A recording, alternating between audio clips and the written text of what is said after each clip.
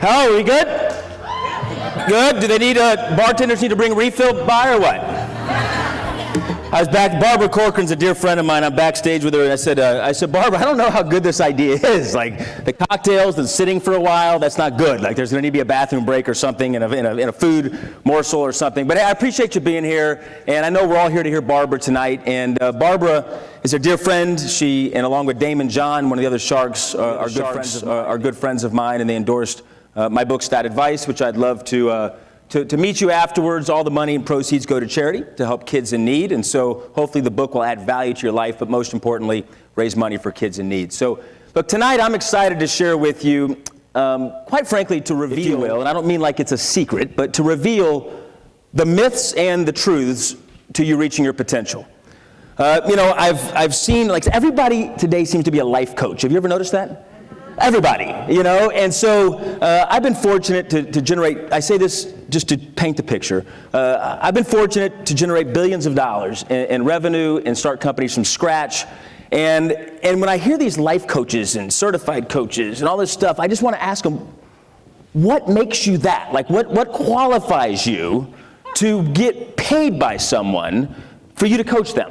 And look, I'm not trying to be disrespectful, but here's what I know to be true. There are suggestions in life, there are theories in life, and then there are laws.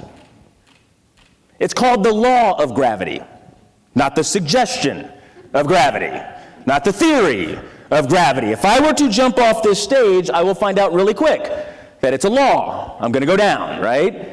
And so what we're going to go over tonight are not things I've read in a book, not things that somebody, it's a motivational, hype thing shared with me. These are things that I've lived and breathed. And I'm excited to share them with you. And my motivation for doing so is I believe a lot of us get off point in life.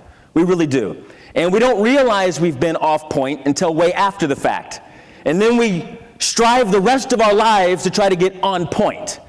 And as I share with you my thoughts tonight, I want to make something very clear. I'm not here to speak at you. I'm here to speak with you, okay? I want to make that very clear. So if I start getting a little aggressive, just remember I'm speaking to myself out loud and allowing you to listen, right? We all have flaws. We all make mistakes. We all do things wrong, and I think we learn from them, right? And I know Barbara, again, she's a dear friend of mine, and I know her upbringing, my upbringing. I grew up in Dallas, Texas. My mom raised me and my little brother, and I know what it's like to do without. All my clothes were hand-me-downs. I always remember asking my mom, who's Ramiro? She'd always ask me, she goes, oh, honey, those are, well, now I know what Ramiro was. That was the nice person that kept giving us his old clothes. I don't know. And I was fortunate to marry my childhood sweetheart, Haley. We met in 7th grade. And she's actually here tonight. And yeah, it's funny, we go to Austin, she's in. And I'm speaking in Vegas tomorrow night, she's in, right? When I'm speaking in like New Jersey, she's like, honey, I'm gonna stay home with the kids, Everybody, my wife, Haley Stout, please stand, there she is. Thank you. And here's one of the most common questions I'm asked from our childhood friends. It's funny, when you have a lot of, again, I'm saying this with all the humility I can, I'm just being blunt with you. When you have a lot of money, it's amazing how many more friends you had that you didn't remember having. Have you ever noticed that? Like, I have all these friends. They're like, oh yeah, we were best friends back in elementary school. I'm like, I'm not stupid, I don't remember you, right? But I met one of these yesterday, and their question to me was, how did you do it? I remember you. I remember you being this like shy and just really reserved little kid. Like, what changed? And I remember when they told me that, her name was Devin. She told me that yesterday. My wife asked me the same question. We ran back into each other. She goes, what changed? You see, my wife was my childhood crush since 7th grade. I never had the courage to tell her that. Her mom always wanted us to date. She was my high school teacher. My parents always knew I was obsessed with her, but I didn't have the courage to ask. So fast forward, I'm playing professional baseball. I'm on the disabled list. Of course, if you're a professional baseball player, you have to learn humility because you're just going to get destroyed in front of thousands of people every single night, right? It's just like, it's a game of failure. And so at this point, it's like, what's the worst thing that's going to happen? I'm going to strike out by asking this girl out, right? So she walks in. Long story short, we go on a date that night. 4.5 months later, we're engaged. A year after that, we're married. We're blessed to have twin boys that you saw on the screen now that are 4.5. And yes, you have twins, I'm guessing? I prayed for patience. I got twins. That's what I got. But I'm going to share with you some truths. Some laws. As Kim illustrated, as the screen illustrated, one of my best friends is a guy named John Maxwell. John C. Maxwell is irrefutably the #1 most authoritative leader on leadership and personal development on the globe. The magazine's named him #1 year, right? And he's been my personal mentor. And I'm honored to have the same agent as him, and he is just an amazing human being. And he and I were sitting there playing golf at Pebble Beach one time. We vacationed once or twice a year together. And he looked at me and said, Logan, what do you think one of the keys to people really accomplishing long-term results is? Look, anybody blind squirrel can find a what? This is an interactive conversation. A blind squirrel can find a what? A nut, right? But how do you continue to repeat success over and over and over and over and over again? It's this magic word we call momentum. Most people have no clue the powerful effect momentum has on your life. You can have uphill momentum, you can have downhill momentum, right? Some of you in this room, an audience this size, some of you, man, you're in the funk right now. And I'm not trying to, ruin your night, but some people are struggling. There are. We all have a story. Some of you, you're comfortable. You're just sort of coasting through life. You know what I mean? You're comfortable, right? And then some of you, man, you're rocking. Things are going great. I know JP, who was just up here, his company's rocking, and I was working with his son last night. Champion School of Real Estate is rocking. In fact, let me tell you something. It's an honor to be here tonight because I know how much they value you. And I wouldn't be here, I wouldn't have accepted this engagement if not for the integrity behind Rita and Kimberly and what they stand for as an organization. So let's give them one big more round of applause, please. All right, so let's talk about the role of momentum. And you all over there, I'm sorry, I would stand over here, there's a plant in the way. So I'm straddling it. But listen, let's talk about momentum. Momentum is the great exaggerator. When things are going well, it makes you look better than you really are. Think sports. A player playing over their head, right? If you've ever watched sports, you go, golly, the guy's terrible normally. I don't know what he's doing. He's on fire, right? Or the opposite. It can make you look worse than you really are. And we as human beings tend to really, we struggle, right? Our mindset just goes terrible when things start going south. So tonight we're going to talk about how to create long-lasting momentum. And to sort of illustrate my life, because it's so weird. People, they sort of think you're a freak when you have a bunch of money or something, or if you're a celebrity like Barbara, they think you're not normal. And so Kim actually asked me, she goes, Logan, would you share like your upbringing and your stories, like your stuff? And so I figured, why not, right? Let's do this. Let's do it. So I actually had my assistant, no exaggeration. I said, hey, look, I'm doing a deal for Champions in Austin, Texas. Pull up some pictures, I don't care what they are, and just put them in a slideshow deal. And so I might regret that statement. I don't care what they are. So Kim goes, your pictures were adorable. I go, I haven't seen them yet. I haven't seen them. So we're about to see them together. But the reason I thought we'd put pictures up here is I can tell you that I don't ever forget where I come from. I can say that, but when you see pictures, I think that speaks 1,000 words, right? In fact, I think we're all visual. Would you agree with me? We're visual. In fact, do me a favor, for fun. Hold up an OK sign. Depending on how many drinks you've had, this could get really interesting, right? Hold up an OK sign. Do me a favor, put this OK sign right here on your cheek. Put it right here on your cheek. Right here on your cheek. Put it right here on your cheek. Yeah. Hey, really, y'all think it's funny from down there? You should see it from up here, right? You're like, the harder I say cheek, some of you are like pressing harder on your chin, right? And we had one guy, I'm not going to tell you who, we had one guy he goes just like this, he goes. Like he had it all along, right? And some of you are still sitting there going, I don't know. Hey, without a show of hands, how many of you put it on your chin? Just real quick, without a show of hands. Without a show of hands. Without a show of hands. Yeah. Barbara, this is going to be a rough evening, young lady. Get liquored up. Are we visual people, yes or yes? Yes. All right, so let's get embarrassed here just for a second, then we'll get into the presentation. All right, here we go. All right, let's see what some of these look like here. Oh, God. No, that's not bad. That's pretty good. I'm the older one. How about the hair? Look at that. Can you believe people used to pay for hair like that? All right? My little brother. That's my little bro right there. Let's see this. I'm looking at these with you. There we go. All right. Ghostbusters. Having a rebirth, aren't they? There's another. There's me. All right. There's my mom. That actually, my mom, that picture, I'll never forget the day I walked in the house. And my mom was crying. I got home from school. My grandfather picked me up from school. And my mom was crying. I said, Mommy, what's wrong? How many of you have kids, by the way? That's great. How many of you once was a kid? How about that?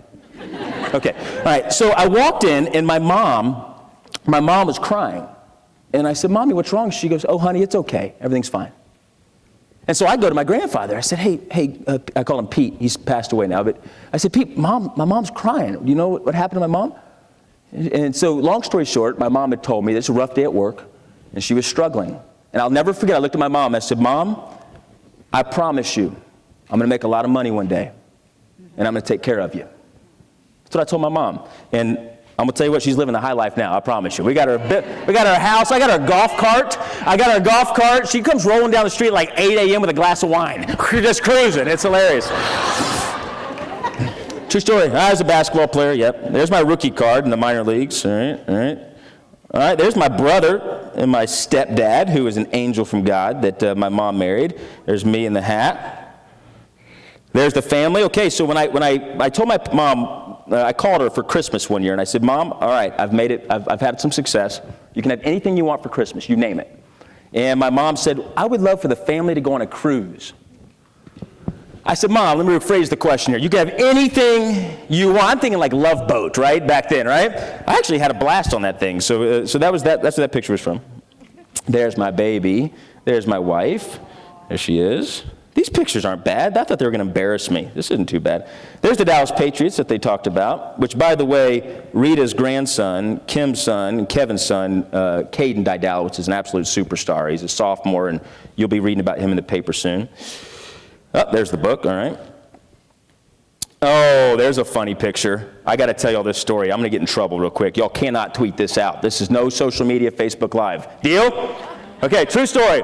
So that's Carrie Underwood, a friend of mine there in the middle. She's a singer, obviously, and Troy Aikman. So they're both from Oklahoma.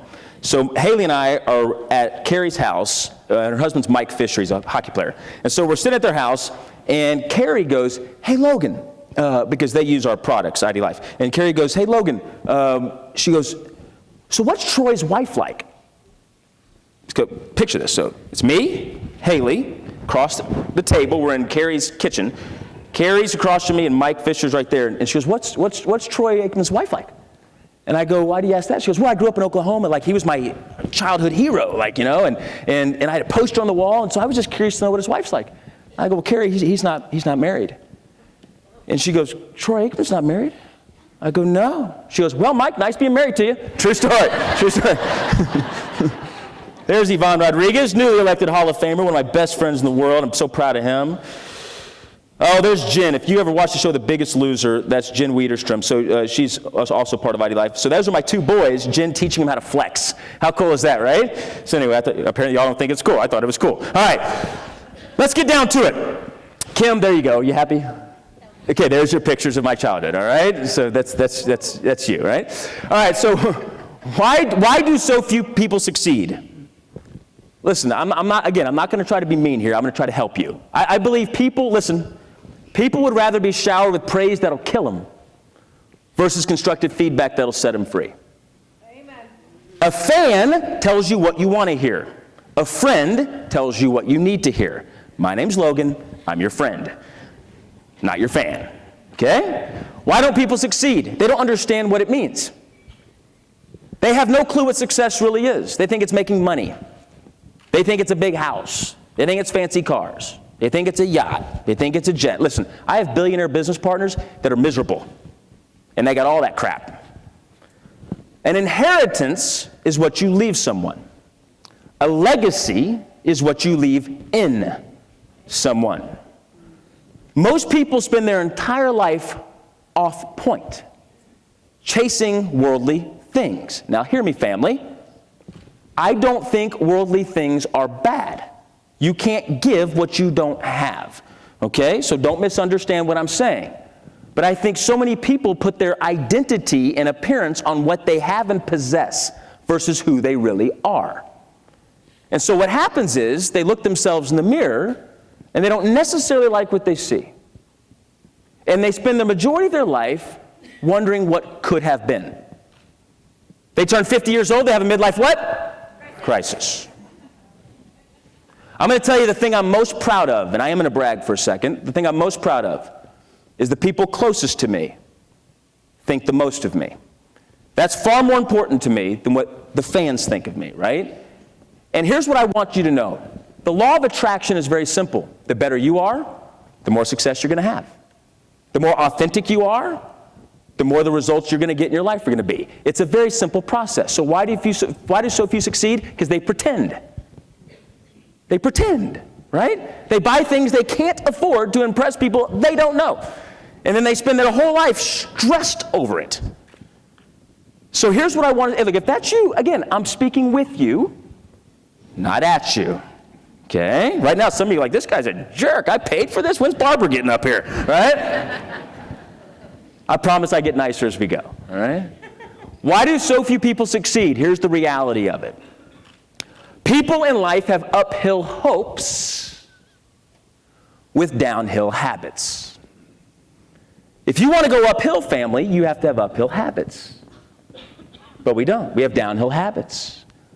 I'm going to teach you what some of these habits are in a little bit. I don't have a whole lot of time tonight, but it's the reason why I do go speak for corporations, and I do mentorship for high-level celebrities. And I do this because I want to help people understand real, authentic, transparent attributes for them to live their best life. Because all these life coaches are out there telling you everything else. And they just leave you with less money and more stress and more frustration. So let's talk about this. The first thing we have to identify is, why are you doing what you're doing? Because real estate is tough. You're an entrepreneur, quite frankly. You're having to drive people around for months showing them houses, and then like 4 months later they go, you know what, I've changed my mind. I think, I don't know what I want, right? And you're sitting there going, are you kidding me? This has been nice information 4 months ago, right? I mean, y'all know what I'm talking about. I mean, you have clients. Listen, I'm going to give you a piece of advice. Fire your annoying clients. They're not worth the commission. They're not worth the stress. Just get rid of them. I'm just telling you.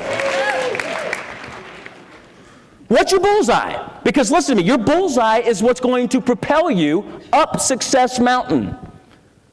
Right? Success is not an easy thing. It's a very difficult thing. When people say, oh, it's easy, just do this, and this, just delete them from your record book. That's what I'm telling you. There's nothing easy about success, but that's what makes it worth it. Do you understand why they call it a biography on an individual's life, not a fairy tale? You understand what I'm talking about? There's no such thing as a fairy tale that's a true story. Biographies have problems, they have adversity, so let's address this. The first thing we have to do, okay, is we have got to comprehend what the 4 steps to creating life momentum are. The first step, and how many of you would like life momentum? Yes? Would you like life momentum? Yes? Okay, how many of you won't raise your hand no matter what I say? How about that? All right? Yes! Yeah, there's always a couple. Security? No, I'm just kidding. Listen. We have 6 areas in our life, family. 6. And yet, the most important ones are the ones we actually spend the less time on. Follow me. The 6 areas of life: mental, spiritual, physical, financial, emotional, and relational. Where do we spend most of our time? On the tangible quadrants. What do we stress over the most? The tangible quadrants. When we have our New Year's resolutions, what are they about? Mostly the tangible quadrants. Losing weight, getting out. I had somebody ask me, I was being interviewed on the Grant Cardone show, if you know who Grant Cardone is.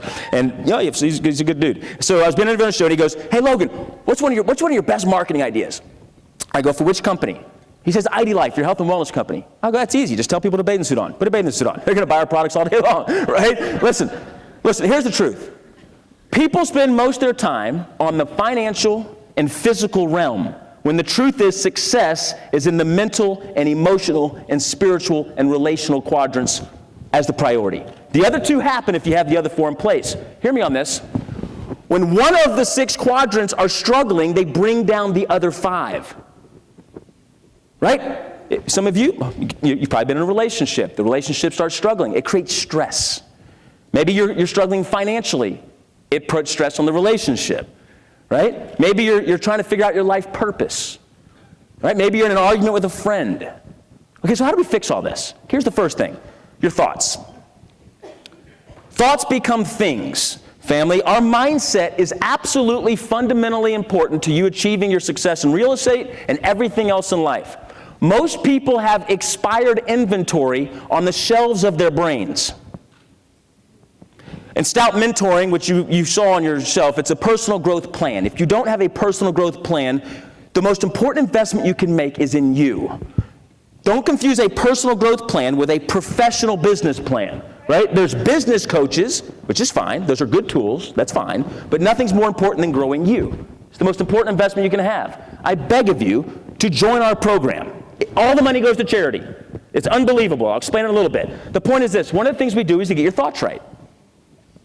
Most of you have these thoughts in your brain that were ingrained in you from birth and you don't even know you have them. I'll give you an example. This is not a trick question. If you've heard me speak before, don't ruin it for the guests, okay? This is not a trick question. This is an interactive, so get ready to shout the answer out, okay? What color is the yield sign? Yellow. Are we good? All right.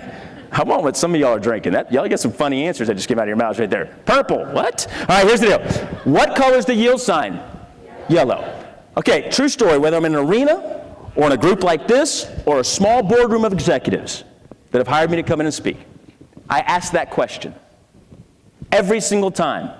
99.99% of the answers are yellow. The last yellow yield sign in the United States of America was pulled off the streets in 1988 and replaced with red and white yield signs. Yeah, I know, I'm with you, right? Perhaps we should go back to yellow because people cannot drive anymore, right? Right? Like it's crazy, right? What's the point I'm trying to make? Because I'm going to speed through this. I promise you this. And if you'll invest in you and get on Stout Mentoring, I go over it actually for the month of February, the 15 inherent beliefs that you have that are triggering behaviors that are sabotaging your success. One of them is this underlying belief. A stupid example is something is irrelevant, quite frankly, is what color was the yield sign, right? So think if something that dumb has permeated your brain, what else is permeating your brain? You know, it's funny, I was speaking at a youth conference, I asked that question recently, and all the kids said red and white. Why? Because they were born after what year? 1988. No, this is important stuff here. You have things that are sabotaging you and you don't even know what's happening. So the first thing we have to understand, if you want to create long-term momentum in your life, thoughts. What are you feeding your mind every single day? What's your personal growth plan? That is the number one most fundamental key to your success. I promise you. Because thoughts lead to actions. Actions lead to habits. Family, we're all habitual human beings. Whether you know it or not, you have habits. Right? I'll give you an example. My wife and I were married, obviously, and our first day of marriage, we go to get in the bed, right? Yes, like that. Yep, like that. All right? And not like that. Okay, so first day we're married, I go get on the right side of the bed. She gets on the left side of the bed. Family, we never declared sides, right? But for now, 11 plus years, everywhere we go, the hotel we're in tonight, I'm on the right side of the bed. She's on the left side of the bed. We never declared it. So true story, when I was writing Stat Advice, I was talking about habits, right? And I did a test on my wife. I snuck into the bedroom early, and I laid on her side of the bed. Yeah. Like that, yep. So but I'm on her side of the bed. She comes in and she stands next to the bed. She's just standing there. She's tired. It's about midnight. She's standing there looking at me like, honey. And I look up. I'm like, yeah, babe. She goes, you're on my side of the bed. Honey, I didn't know we declared sides of the bed. I don't remember having that conversation with you.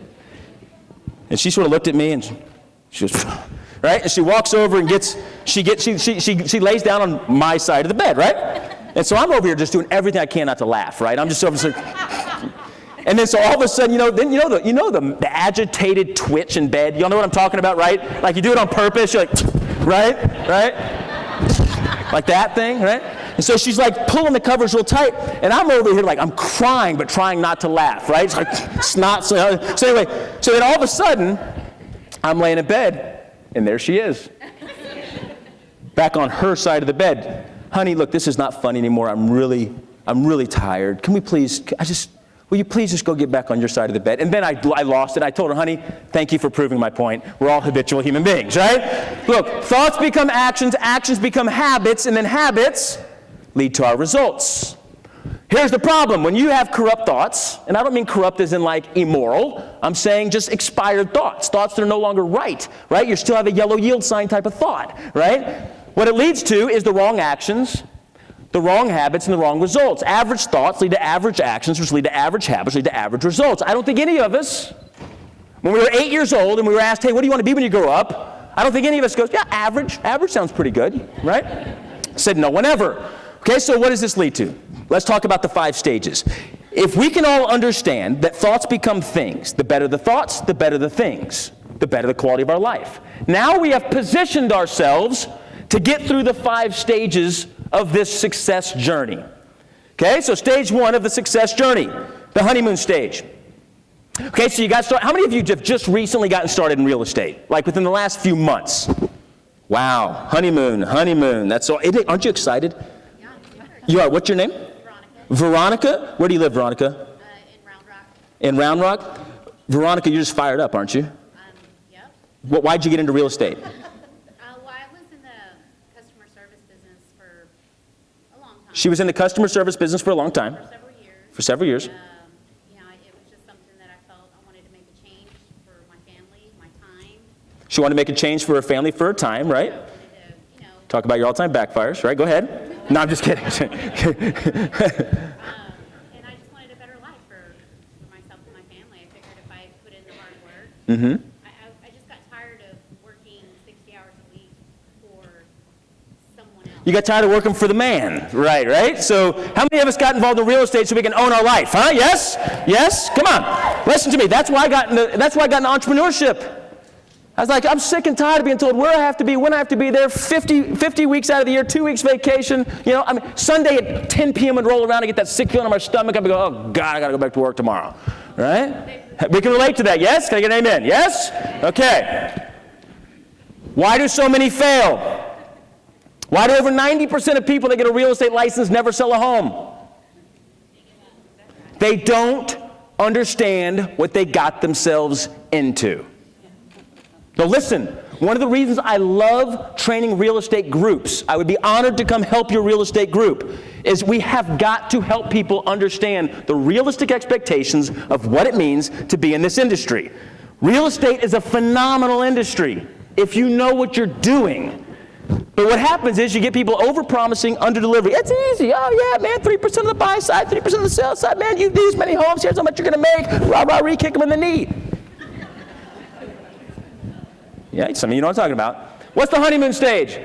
I'll give you an example. If you've been in a relationship, the honeymoon stage, you start dating somebody for the first time. Remember that? Yeah, they're perfect, aren't they? Oh, yeah. You're on the phone with them till like 3 o'clock in the morning. I love you, Pookie. I love you, Pookie. I love you, right? Like they can do no wrong. Soon you graduate to stage 2, right? A little adversity. Why did you put the toilet paper on like that? Is it that hard to put the lid back on the toothpaste? Like, why is this so stinking difficult, right?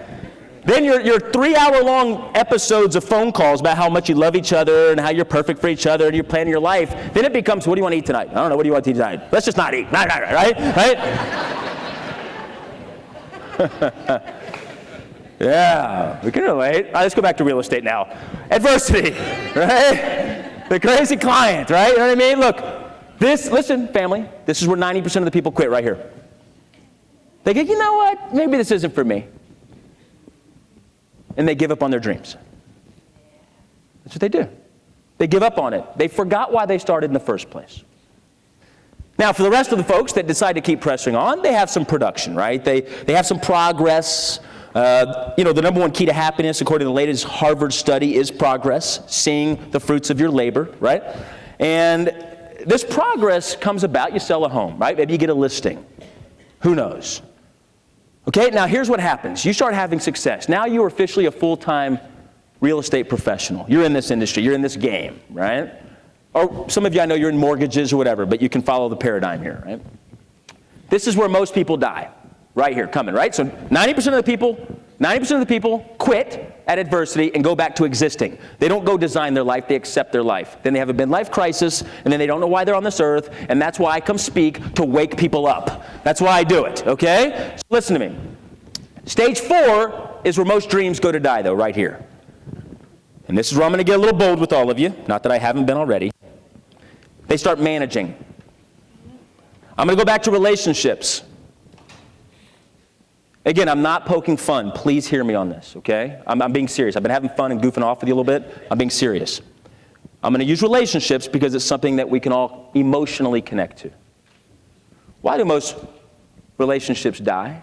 Because people start managing their marriage. They start managing their relationship. I'm going to tell you point blank, there's not a day that goes by intentionally, and she's here, that I don't tell her how beautiful she is. That I don't smack her on the butt. I know you get annoyed by that, but that's what I do. And I do it because I didn't have a good example. My mom was my world. And when my stepdad came into my life, I said, thank you. My mom deserved a great man, and my mom got one. And I vowed that if God ever sent me the woman of my dreams, the wife, I was going to spoil her. And I was going to make her feel like the queen of this planet. Has it been easy? No. I'm just being real with you. When you have kids, changes things real quick. You know what I mean? Especially if you have 2 of them at once. Right? I went from priority to 3rd place really quick. Right? I come home all frisky, ready to go, and I walk in, and she's double-barreling, breastfeeding 2 boys right here, right? I'm going, hey, she's probably not in the mood now, right? I wouldn't be either, Listen to me. It was rocky a little bit. I'm not going to lie to you. And there were some times I failed her as a husband. I started managing the marriage. I started having the victim mindset. Man, let me tell you something. If you're blessed to have a woman that's a mom of your children, and anybody ever asks, what's your wife do for a living? She puts up with you and those kids. That's what she does for a living. Don't ever forget that, okay? No, I'm serious. People ask me all the time. They say, what does your wife do? I go, she has 3 kids, Miles and Cooper and me. Right? And she runs our foundation. So she does have a full-time job, if you want to call it that, passion that she does. So she's a hard-working woman of power, and I'm honored to be married to her. But what happens is a lot of people start managing their relationship. They stop dating. Guys stop opening the door. Right now, all the men are tuning out. Dude, okay, buddy, I get it. Start picking on the women, will you? Women, I'm just going to let y'all fill in the blanks, okay? All right? Real estate, this happens too. You have a client, you get deal fatigue. You've been driving around for 2 months, right? Showing them houses for 3 months. You're right? You're like, it's 2020 already. Pick a house. You know what I mean? Right? Y'all know what I'm talking about.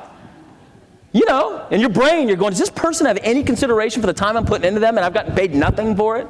I know how you're thinking. I get it.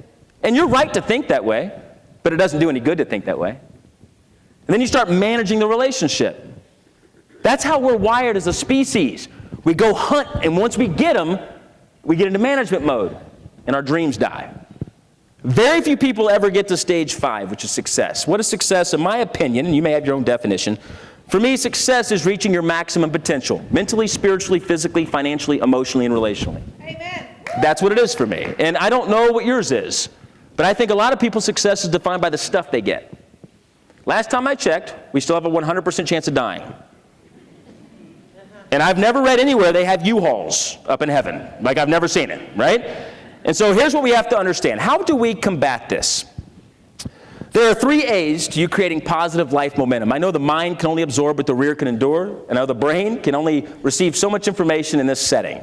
So if you're going to remember anything, I want you to remember these 3 things. Number 1, the first A to creating positive long-term momentum, sustainable momentum, not just a 1-year good year, but a good decade, whether the economy's good or the economy's bad. The first thing you have to understand is awareness. You've got to be aware of your strengths, be aware of your weaknesses, be aware of your blind spots, be aware of how people perceive you. So many people walk around delusional. In fact, one of the questions I asked Carrie Underwood, I said, Carrie, she was on a show called American Idol. And I said, Carrie, is it just like humor when they have these people sing that are terrible? Like, why do they do that? It's embarrassing for these people. I feel horrible for these poor people. And she goes, Logan, these people actually think they can sing. I was like, do they not have any friends? Like, where are their friends? You know, right? No, I'm just being real with you. Listen, you know what you want? There's 3 reasons why people don't invest in a personal growth plan. 3. They think they're too good for it. You're so wrong, it's disgusting. Right? They don't think they're worthy of it. They don't think, what's it going to help? Right? Right? That's or they're just completely oblivious to the whole concept of a personal growth plan. They're naive. I don't know a single billionaire, a single high-level celebrity, a single successful person that doesn't have a personal growth plan of some sort. You see, people, it's not that a personal growth plan is something people don't want, it's they're concerned with what they're going to have to do to grow. They want the results of a personal growth plan, but they don't want the time commitment.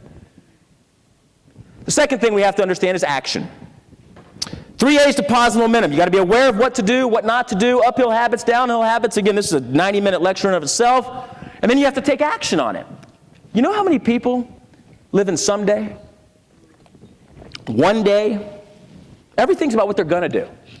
You know? Their whole life is like this, right? It's like ready, aim, aim, aim, aim, aim, aim, aim, aim, aim, aim. You know what Barbara Corcoran and I do? Here's what we do. Ready? We go, ready, fire. Let's go figure out what we just hit, right? That's what we do. We figure it out. We go figure it out. Well, but this is so big. If y'all can see this bottle of water, this is most people right here. Ready? I'm going to get the water. Yeah, I'm going to get the water. Well, you told me you're thirsty like last week. I know, I'm working on it. I'm going to get the water. I'm going to get the water. Well, why haven't you gotten the water? Well, I had this happen and this happened. I go, well, you told me you were thirsty a month ago. Why haven't you got any water? You know, it's like, just grab the water, right? Just grab the water, right? Like, it's not that hard. But what happens is look, when all is said and done, usually more is said than done. For most people, it's not being aware of what they need to do. They know what they need to do. It's having the courage and the guts to go have the action on what they need to do. And the third one is accountability. If you can understand the importance of awareness, taking action on what you learn about that process, and then engaging in an accountability plan to help you, you'll succeed. One of the companies I own, it's a mentorship, so we'll mentor CEOs, et cetera. And this particular CEO yesterday resigned from his job. And I said, why'd you resign? I mean, it was a dream job. It's what you always wanted. He said, you know what, truthfully, I don't like being restricted. I said, buddy, you're married. Sorry. All right, so I go, what do you mean you don't like being restricted? I go, what do you mean by that? And he goes, I feel like there's too much accountability. I said, buddy, you have a dream job if you have a built-in accountability structure at your job. I mean, that's what you need. We as human beings all need accountability. It's, you know what, I'm going to tell you, it's one of the number one things that keeps people from reaching their next best level in life. I see people become millionaires, and they never become multimillionaires because they don't want accountability. They think they're too good for it. We all need accountability, always. So as I wrap up this evening, I hope you will come meet me afterwards. I would be honored to sign your book. I'd be honored to take a picture with you, whatever you want. Shake your hand, high five you, whatever, right?